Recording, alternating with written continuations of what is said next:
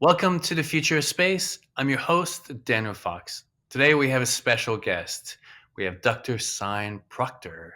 She's a geoscientist, explorer, space artist, and astronaut. She was on the mission pilot for the Inspiration 4 all civilian orbital mission to space. She's also one of the Explorers Club 50, 50 people changing the world. Her motto is called Space to Inspire, where she encourages people to use their unique, one of a kind strength and passion to inspire those within their reach and beyond. Sian, welcome to the future space. Thank you for having me.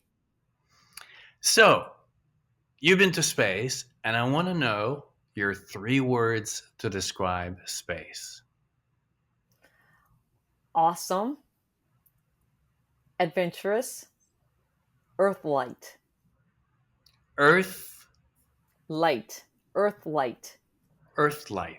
I threw you off with that one, didn't I, A Daniel? little bit. It's awesome. Keeps coming back, and I think that for the last one, you're gonna be like, this is your word. This is the one that's owned by Sian. How? Why? I mean, obviously, there's a lot of stories. There's a lot of division. There's a lot of contradicting narrative. But beyond the technology and the science of going to space, what do you think is the human story, the nature story of going to space? Well, I think the human story is exploration to some extent. Why go? Because I can. It reminds me of my Seeker poem that I wrote. I wrote that for a former astronaut, Richard Garriott, when he was going down to Challenger Deep. And I wrote it last year before I knew I was going to be an astronaut on Inspiration 4. But I feel like it really sums up, you know, um, this whole endeavor. And so it's a cinquain. So it's a certain type of poem. And so I just want to read it to you. Absolutely, please. Why go? Because I can. It's what humans do. We explore, we observe, we learn. Seeker. And then that's the image that I drew to go with it. And so I just think that part of that human endeavor is because, to some extent, we are curious beings and we want to know.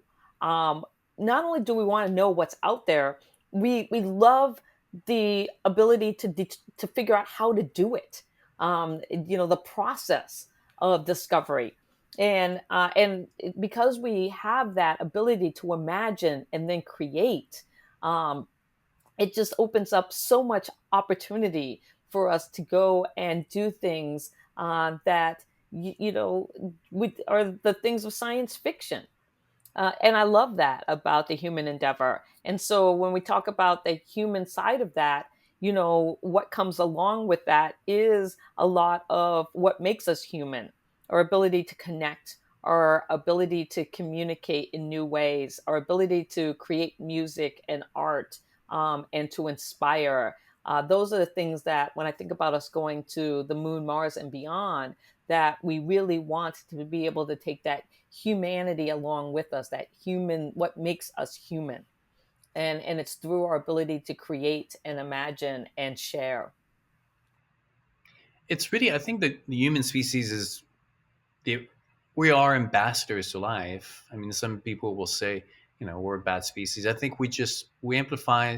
We're the best and worst of life. We take its beauty and its capacity for greatness to new level, but at the same time, sometimes we can engineer its cruelty to other level. But life is always looking to expand and to go to new places, and the human species has been successful in kind of creating a certain stability in that going somewhere. Like every time that we find ourselves to the beach, we look at the ocean and we want to get on that ocean. If we don't go, is because we haven't figured out how to go. But as soon as we figure out how to go, then of course we're going to go, and then we're going to find our way to cross to navigate through the stars and to map. I mean, I'm every time I get onto a boat and I travel to new places, I'm baffled by the work that they did back in the days, the mapping of navigating, the effort and the work done is just mind blowing. And now we're going to space. I do believe that I was talking to Scott Parzynski, who you know, that I think that in the evolution of exploration, we have surpassed the human cost of exploration. If you look back in the days of navigation on the ocean, or even going on a mountain, there was a tremendous amount of human cost because just of the physicality and the risk of it. I don't think that we're going to experience that, even if we go to space in places that are totally alien to us, because now we have the capacity to send robots, we have the capacity to study, so that by the time we get there, we don't have that human cost. What do you think? No, I totally agree. Are paving the way. And that's one of the things that makes it even more interesting is because we have the ability to imagine and create and develop, innovate the world around us, we can take and, you know, think about the lessons learned, and we can send out, these robots now, and as artificial intelligence just continues to grow and stuff, that are going to be able to do things and set up um, habitats and space for us. Recycle the air and create habitable space. So then, when we do land, we are able to come into a space that is more supported than it ever could be before. And that's pretty exciting. I mean, the fact that we had a helicopter fly on Mars is extraordinary to think about that. But so it just gets me excited about what's going to be happening over the next 5, 10, 15, 20 years.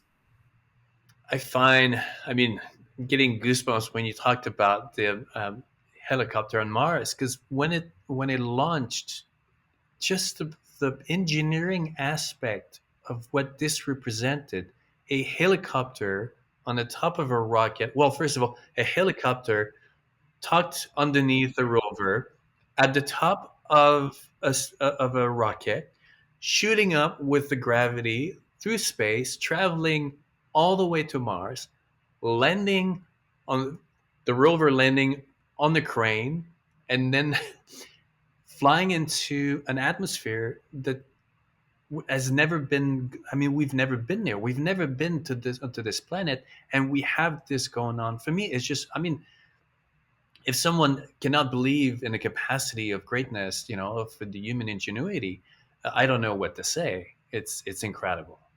It really is. And so that's one of the things that gets me excited about the tomorrow, the future, is what will we do next? The You were part of Inspiration 4 when Inspiration 4 went up, and the project was initiated with Jared. What he created, the story that he created, for me is, um, I come from a background of marketing and design and storytelling. Inspiration 4 was for me a 12 out of 10 in terms of what the space story could be. There was absolutely nothing to complain. Everything was just great, from the way that Jared chose the team to the fundraising, to the documentary on Netflix where we learn about your past, your father, all these elements, the human story. It was just so captivating, and it came right at the right time because there was this kind of momentum of negativity about the billionaires, and then suddenly Inspiration 4 happens, followed by William Shatner, iconic moment. Your story, like, tell us about the excitement of the project, because I think that for a lot of people, they saw it for the achievement, but I think that the human aspect of this story, of the Inspiration, was absolutely groundbreaking and inspirational. Yeah, I agree with you that Jared and the Inspiration 4 team really thought about the impact and significance of what this mission was going to mean to the world and to history and to the future of space flight, and this idea of what I call a Jedi space, a just, equitable, diverse, and inclusive space. And how do you go about manifesting that? It takes time, effort, thoughtfulness, and to be able to say, I want to, do an orbital mission, but then to say the first all civilian orbital mission, but I want to take three people I don't know, for Jared to be like, we're going to do it this way. We're going to get three people, and we're going to have these pillars of hope and generosity and prosperity, and then of course his pillar of leadership, and we're going to come together and we're going to inspire the world to what the next phase of human spaceflight is going to look like. And then in the same way, we're going to raise $200 million for St. Jude Children's Research Hospital, because as we solve for space, we solve for Earth, and we got to do good here. And so, to me, when I learned about Inspiration 4, I was just like, what? Like, what is this? This is this amazing thing that's been put together. Not even just from the standpoint that I was going to be a part of it. Just when I had learned about it, I was like, whoa, because I had heard about some of the other ones that were coming, Axiom and of course the suborbital flights. And then this came along, and you're just like, wait, this is different. This is special. And then to get selected to be a part of it, it was I call it my Willy Wonka moment, where I got the golden ticket, or and then the funny thing is when Jared said, and I want you to be the mission pilot. That was my Harry Potter, you're a wizard, and I'm like, me? You're a mission pilot? Wait, what? Of a Dragon spacecraft? And so it just literally last year, and we're coming up on our 1 year anniversary of our announcement. The 30th of March was when we announced to the world. I learned that I'd gotten the prosperity seat on March 7th. And so this time last year, I was still in this like deer in the headlights, like what is going on, as we're getting ready to announce. And my family didn't know, and just so much around that. But I think that, again, to create a Jedi space, you got to be thoughtful and with intent, and so that's what they did.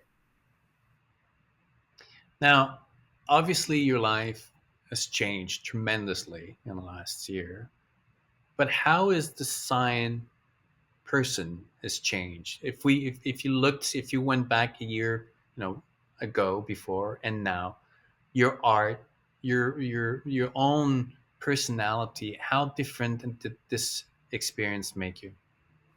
Well, it's interesting because I think the experience it changed my well, it refocused me on a couple of areas that are important for me that I want to, make my priority now from, post space life is what I call it.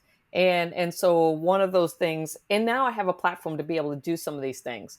And my art and poetry, being able to share my experiences through that, and just to get people to know that I am an artist, and I am a poet, and that I want to continue to develop that craft.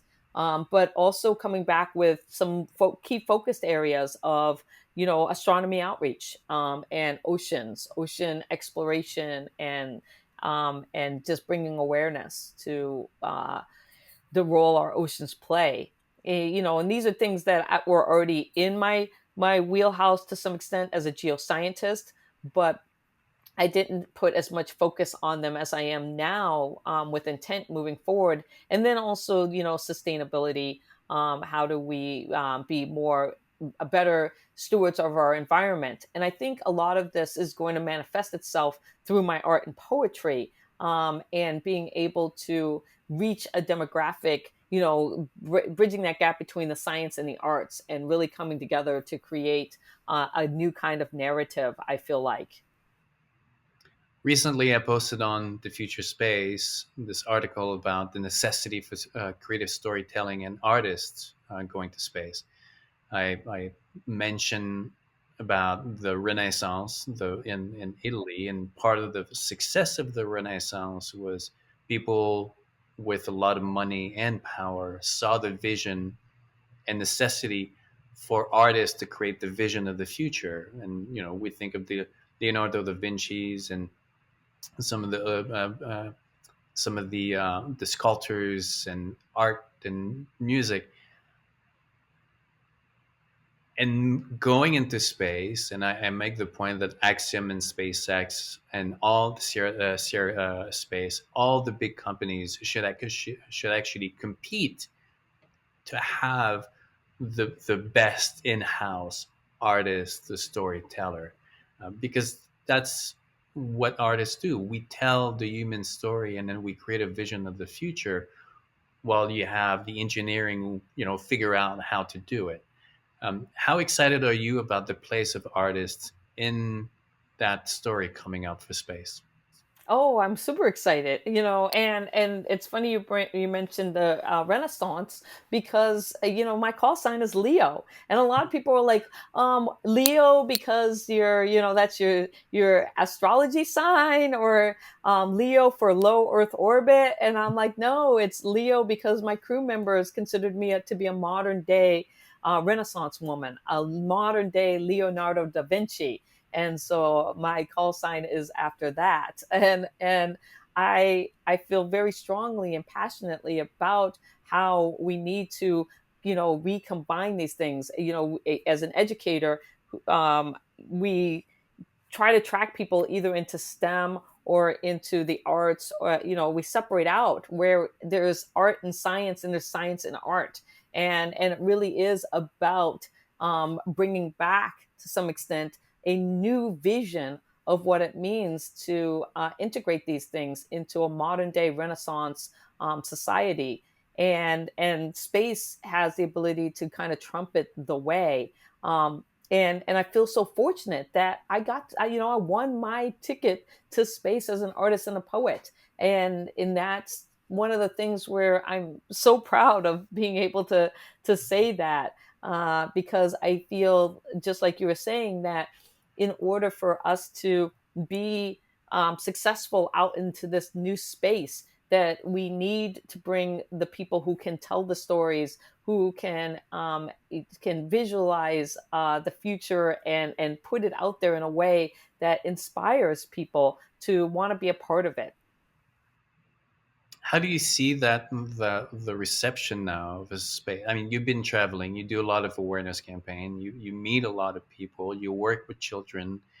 Um, how is the reception? Is really there's you see the increase and the desire and the motivation for people to get involved and to make a few, like, to kind of shape that future of going to space?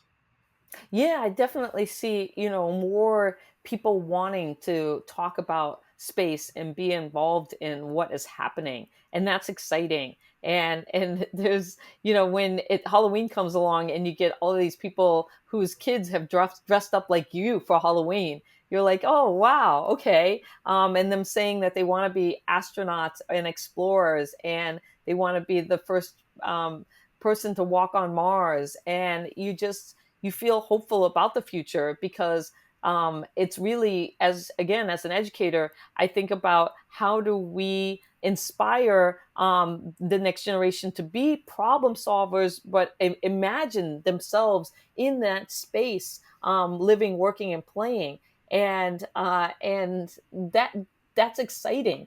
But everywhere I go now, I'm seeing a lot of advertising, and a lot of like kind of promotion around the idea of space in some form. And that, we didn't have that 5 or 10 years ago. And so it makes me excited that we're reaching places and people that weren't reached before, through, to some extent, the commercialization of space, allowing people like me to win tickets. Last year, the fact that Blue gives out a ticket to somebody on their flights. So you had Captain Kirk, William Shatner fly and become the oldest person to go to space. You have, Virgin Galactic had a campaign to give away a seat to space, and now they selected a woman of color from the Caribbean and her daughter, and that's exciting to see that that's going to happen. And so I just keep thinking, what's next? You sit back and you kind of wait, and you're like, because it's exciting.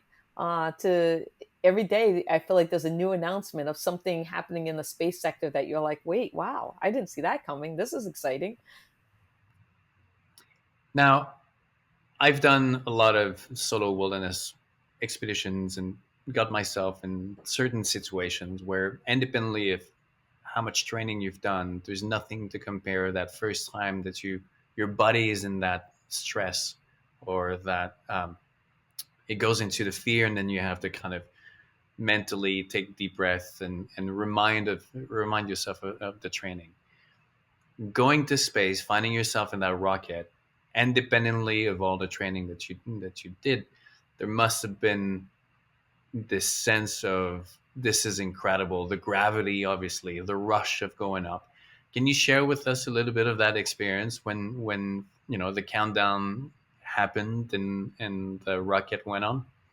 Yeah, it was nothing but pure excitement on my end. A lot of people were asking me, was I afraid and stuff? I was like, no, I was so ready to go. I was so happy that I made it to that moment. The fear was the in between, because you get selected, and then you have to train and train and train. It's like getting selected for the Olympic team. Well, you still have to win the gold medal. The day of the race is still this far away, and in that time, you can't get hurt, you can't get sick. We're living in a pandemic. You're just like, okay, and you got to be the best. You got to perform. I mean, just because I won my seat to space, SpaceX made it very clear that I still had to qualify. I had to become the mission pilot. I had to be certified that I knew the Dragon capsule and the systems, and I could perform my job. And so that was a stressful 6 months, but also exciting and fun, and I miss it. And then you get to the launch day, and you're just so happy that you made it to that point. And in your, when the countdown hits zero, and the rocket launches up, you're just like, I can't believe I'm actually going. But I'm concentrating on my screen, so a lot of my focus was like on, what is the flight computer train doing. They train you in the simulator again and again and again. Me and Jared, side by side, knowing exactly what we're supposed to be doing, looking at all of that stuff, and that training just kicks in, like you said, and you do what you're supposed to do. And then you get on orbit, and you unbuckle for the first time, and you're like, what is this strange world where you're floating in space, and you're like, whoa, this is crazy. And you get to look out back on our planet, and again, the cupola opening was the best moment. And when I think about my three words, Earthlight, woo, as a geoscientist, I knew that the Earth had a high reflectivity, but there's nothing better than Earthlight. And to the audience, they're, when they think of like, well, what is Earthlight? I would invite you to close your eyes and think about a full moon rising, and how you feel when you see a full moon rising and you're being bathed in moonlight. And think about all the myths and the lore and the poetry and the art and all of that is around moonlight. Well, the earth light is 1,000 times more brilliant and beautiful and exciting and pulsating than moonlight. And I got up there, and I just was overwhelmed by it, particularly because off to the side of the Earth was the moon. And I was like, whoa, the moon is so small compared to our Earth. And you're just getting flooded in this, bathed, I say, in Earth light. Now, you mentioned a lot about the training of going to space. Um, most of, and for the astronauts, most of the training is as always focused on the physicality, the engineering aspect, the piloting. There's been a lot of discussion within the overview community of how an added aspect of the training is how to process the information that one experiences, going up. The overview effect, the importance of preparing people, giving them a structure and where they can build that experience that they're looking at. I mean, for me, I've written about nature for 15 years. Someone can go to nature their entire lives and never get to see a different perspective because no one is helping them kind of process, look at nature in that way, look at these dynamics, try to understand what you see. I think moving forward, as more people go to space, it's going to be really important also to train them or to prepare them to understand what they're going to see. This is the overview effect. This is one Earth. This is, we're all coming from one place, so that they're able to come back. And I think that was one of the reasons why, Captain Kirk, William Shatner, was really great at capturing the emotion of the moment, is because he was primed to understand what was happening. Obviously from his background as an actor, a science fiction, but also as someone who was trained to capture the emotion of the moment. And coming back, and he's like, "And you have death, and you have life." And it's so. How do you think? How much important do you think it is to include that into the training of people going to space to understand the overview and what it represents? Yeah, I think that's one. I think that's an important aspect to go in, and I think about the fact that I had that geoscience knowledge, and then I also had the overview effect fresh in my mind, and and it's interesting because some people think, oh, they're waiting for like this moment, but it really is. I feel like if you can get trained in understanding how what you're feeling can impact you. And this is one of the reasons why I think Earthlight is a part that's overlooked, or the Earthlight impact is what I call it. Because when we talk about the overview effect, a lot of times people are talking about like you have to have this perspective of Earth from this view. But when you show people photos and videos, they don't have the same impact, like and so there's been debate about like, well, do you have to be in space to be able to have this? And when I got up there, to me, it clicked into me that, well, it's a big component of that, I believe, of why astronauts get transformed is Earthlight. Because just like I was talking about moonlight and how that has had an impact on us, it's not just about that perspective. It's also the fact that the Earth is like beaming energy upon you, and you're feeling it, on your skin.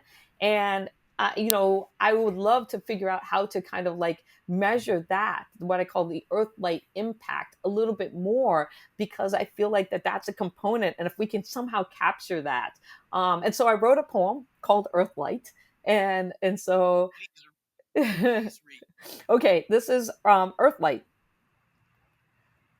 I thought the moonlight was my guiding light until that day my soul shimmered, eyes wide and dilated with the realization, for there I was, being bathed in earth light.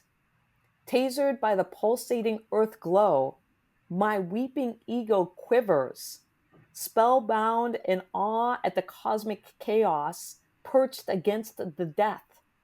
A clear beacon of hope and longing, etched by complex molecules and spiraling DNA, golden strands of energy cascading outward, encapsulating hopes and dreams, existence and affirmation. The baby's blanket ripped away. I howl at the sensation. Love struck in suspension. My mind struggles to comprehend so much meta transcending time and space. Who will hear the cries of the generations? Aphrogaia simmers under the weight of memories. I hold court among the stars and testify to the cosmos, all the hopes set adrift. Let us be set free in a sea of forgiveness for what we have not seen. If only we could all be baptized by Earthlight. Beautiful. I do. We are a physical species. We need to experience things. There's a huge difference between a simulated environment and the physicality of a real, like, when the body actually, we're our bodies are this organisms of senses, and so we're made to connect and interact and process the information. And obviously there's so much that you can simulate to a certain extent, but it cannot replicate this in real life. um, Connecting and and taking in, and it's, for me, I always say, it's like, even nature, it's an exercise of humility and perspective, because I think your body recognizes when there's something that is bigger than the body. um, you can be in the best movie theater and having a space show with the stars, and it's amazing. But being by yourself or alone, or even with group of people in a desert and looking up into the night sky, your body, your mind understands that this is something so much bigger. So going to space and seeing the Earth and the Earth light, yes, you can promote it, you can teach people about it, but it cannot be replicated because you need to be there. And if everybody can, if just going to space so that people can experience that by itself is a good good reason to send people to space. No, I totally agree because you really get a sense of just how special our planet is, I think.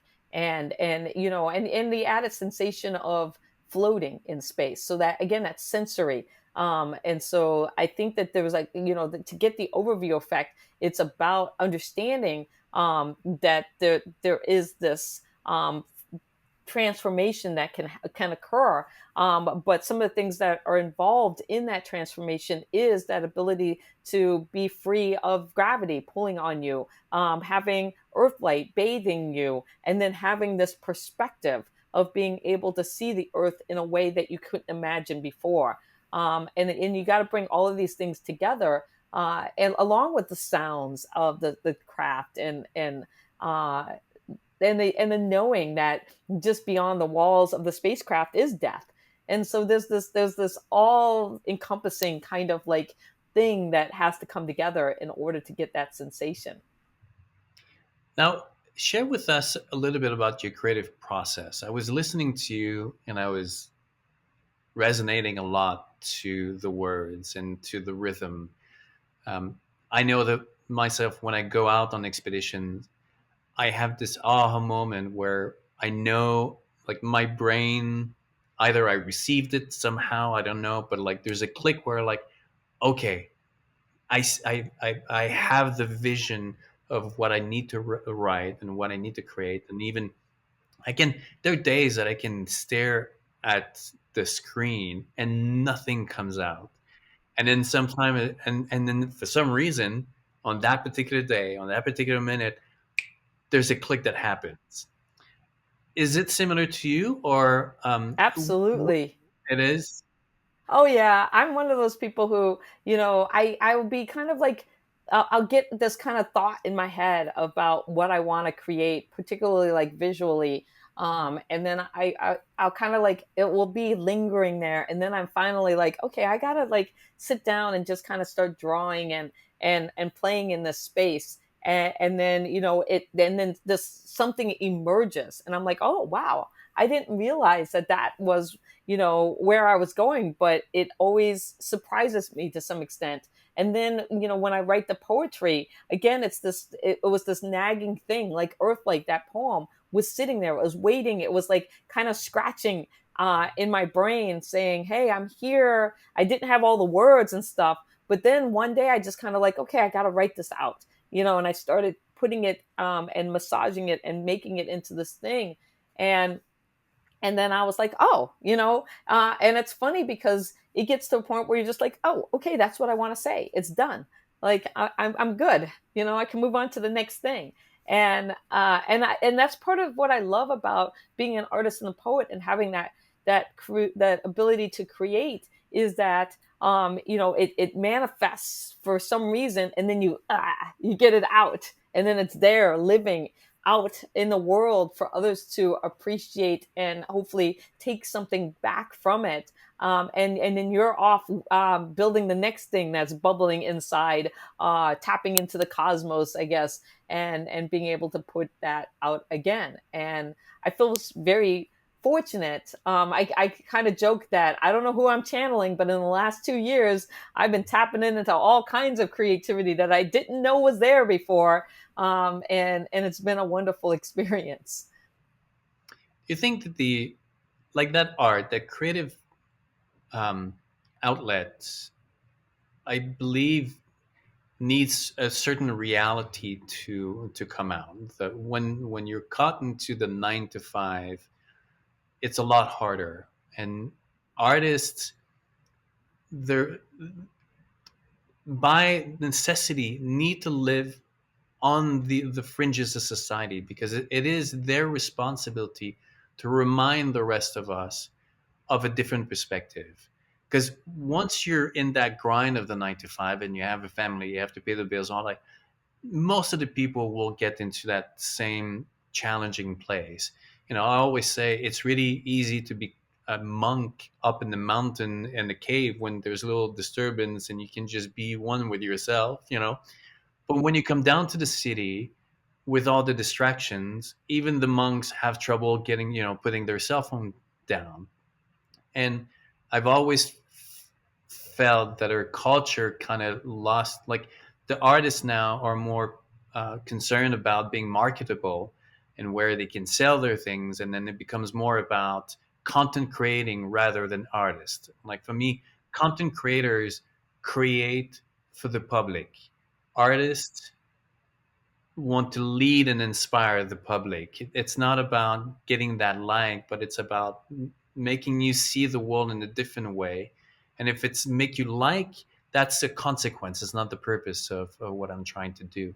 So I think more and more there needs to be a conscious decision to support artists so that they can do. I mean, that's what Leonardo did in the Medici. They were like, here's the funds for a year. Do what you do best. I don't know what it's going to be, but I believe that there's going to be something.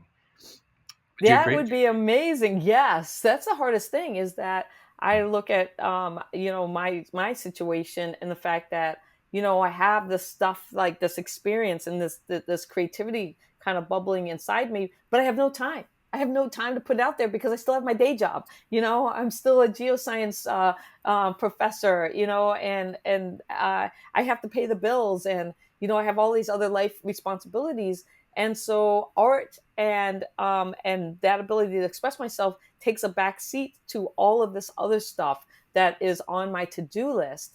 And I keep trying to figure out, well, how do I get supported in this space, this other space that I want to be in? And it's not easy, Yeah. because again, you don't want to be like one of those people who's just doing the things for the likes and the quick money, because that's not about that. When I think about the NFT space and trying to provide art, and I was talking to a friend about I was on a podcast about, or a Twitter space about NFTs, and support and stuff, and whether I felt supported in that space. And I said, well, it's kind of different because, the kind of art that I create doesn't lend itself really to the kind that is happening there, where it's this generative thing where, it's, personal profile pictures and things like that. And so, but as an artist, you're like, wow, should I be over there, and doing this, it's hard to navigate. I feel very lucky that I have, a small group of people who support me on my Patreon. They're the ones who, if it wasn't for them, I never would have gotten to the point where I would have applied for Inspiration 4 and won that seat. They were the people who kind of like helped lift me up, and I'm glad that they have programs like that where you can. I have a postcard club, so they get a postcard every month from me with my art and poetry, and I can. So I'm creating for, and if you think of Leonardo da Vinci and them, they had patrons. They had people who, like you said, hey, go and do this, give back to society. And but we need more of that, I think. And like you were saying, it would be great to see the companies that are putting people to space have, robust, artist in residence programs for artists to be able to be supported and be able to share, the things that they're doing with a broad audience. Yeah, if any of the big companies are out there, yes, you need to have your artists in residence and have people, and then you give them a year to create something, and then it's rotating.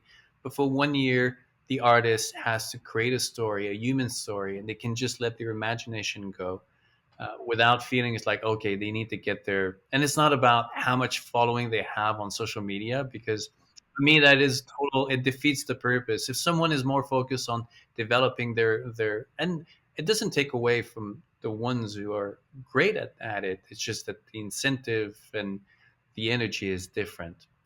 It absolutely is. And that was one of the things that I was so worried about for the prosperity seat, because it was a Twitter contest. And when I finally decided to put myself out there and apply, they had people who had 5 million followers on Instagram, and, and on YouTube, and hundreds of thousands. Like, and I looked at that, and it's easy to get intimidated and be like, oh my God, they'll never pick me. They're looking for somebody who's a big influencer in this space. But I told myself, well, if I just even apply and put my poem out there, it's a win. And that's the thing, that when we talk ourselves out of opportunity, because we think, I suffer from imposter syndrome, that we think that they won't pick us, that we won't be good enough, that there's other people far more qualified. And I try to counter that voice and say, don't talk yourself out of opportunity. Let them decide if you're qualified or not. It's a win if you just put yourself out there and you put your name into the hat. And you never know when your name's going to be picked. And in this case, golden ticket moment. Golden, well, the golden tickets. You have your book out.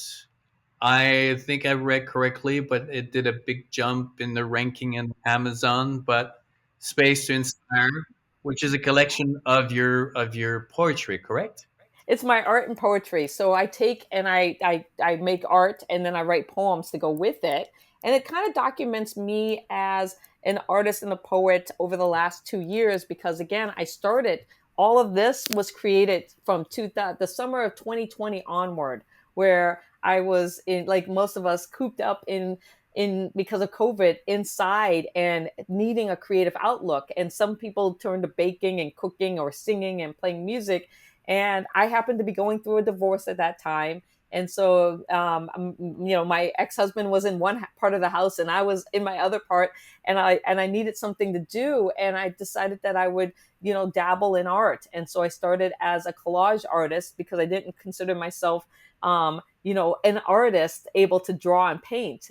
And then as I was doing that and sharing it, people were like, "Oh, this is really great. You should do more." And then I started dabbling in watercolors, and then line drawings and markers, and really just kind of getting into mixed media, because not being formally trained, I just feel like I just am playing in this fun space.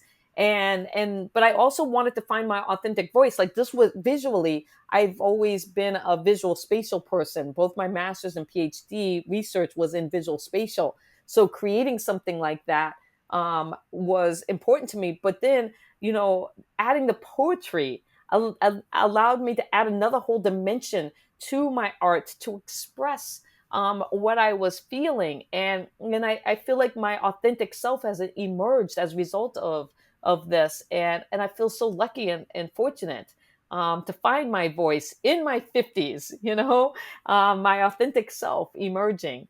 And it's exciting. And so this book of Space to Inspire, The Art of Inspiration, is I self-published it as my kind of expression of how these last 2 years has changed me as a person, by becoming an artist and a poet. Well, congratulations on this achievement. It's amazing now to have a book, and it's out on Amazon and it's doing good. And um, I think it's a wonderful thing to look back in the journey, because we have our thoughts and our words, and we have your painting, and I have in my book Field of Wild, the photography and the writing. But to have it together, creating a story, feels it's quite compelling. It's a nice achievement. So I'm really glad that that COVID at least give you the opportunity for you to give you the book. Um, so what's next now? There's a lot of We're a year after Inspiration 4. COVID is reopening. COVID is becoming slowly something of the past. The world is reopening. You and I were going to be at Year's Night in April in Los Angeles, and then the one in Florida. There's I know that last year you were at Ascent in Vegas late in the year. There's a bunch of events going on. So what's next for Sign? Well, I'm going to take a little bit of time off this summer. I used to take time off in the summers, as a college professor and travel. And I've missed that, since 2020, us going into the COVID lockdown. I really miss being able to just kind of find some time to myself, work on some art, work on some poetry, really kind of get my new orbit, this new thing, way in which I'm resonating in the world, a handle on it. Because I came back and I kind of just was like, yeah, I'll do this, and I've been so busy, and my schedule has been so packed for the last 6 months, and in the next couple of months, that I've just said, you know what, I need to take a moment to reflect, and just kind of take time for myself. So I'm going to take June and July off, and I'm going to travel with my brother a little bit, and travel by myself, and just kind of get grounded as we move into the 1 year anniversary of that historic mission. And hopefully I'll have some art and poetry to share with everybody. Of course you will. I mean, after this, you need that certain. It's like having a canvas or having a page. If you keep writing on it, if you keep painting on it, you add layers, and there's a certain beauty of it. But at one point, you have to create that space. You know, you have to start with that blank canvas, that blank page, and see and give room, create room. Because I think that your brain by default wants to expand and create, but most of the time we're constantly kind of making it on defense. There's too much stimuli, there's too much to process, so it's filtering rather than expanding. And sometimes you kind of like you need to clear the desk so that you can have a certain clarity and let your body kind of like, okay, now I can expand, I can go to places where I didn't go before. So I can't wait. I'm pretty sure the public is really looking forward to the next book of poetry, and what that blank canvas is going to bring to you. Sign, we're looking forward. Thank you, Daniel, for having me, and I look forward to finally meeting you in person at Yuri's night. Absolutely. We'll continue that conversation. So until then, wishing you all the best, and I will see you very soon. Dr. Sian, Proctor, thank you so much. Thank you.